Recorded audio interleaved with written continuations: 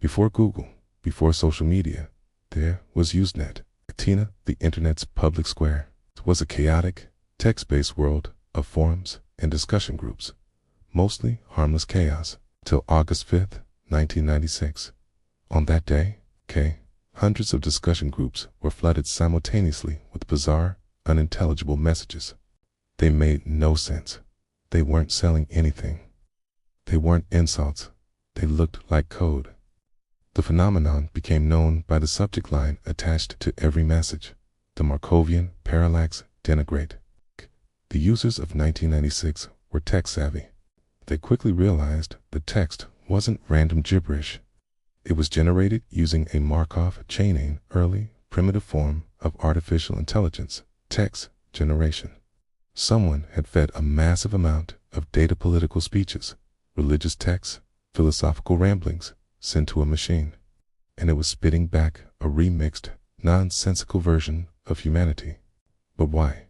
In 1996, spamming this many groups required immense bandwidth and technical sophistication. It was expensive.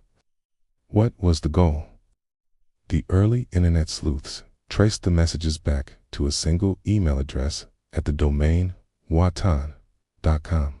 The user, someone named Susan Lindauer. At the time, the name meant nothing. Good. Years later, Susan Lindauer would become famous for a very different reason.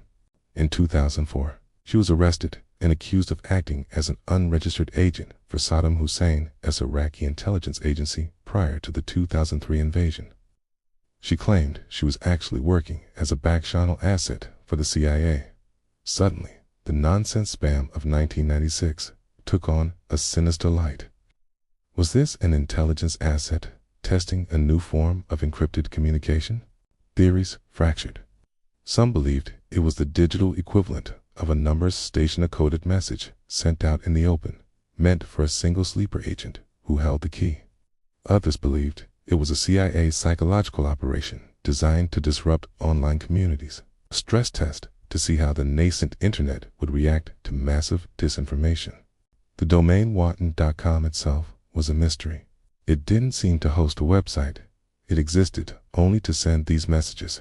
Tan is another name for Odin, the god of war, wisdom, and magic.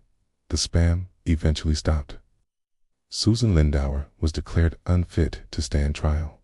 The truth was buried under decades of new data.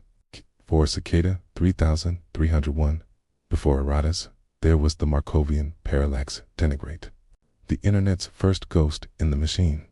A message we still haven't decoded. The archive is vast and full of errors.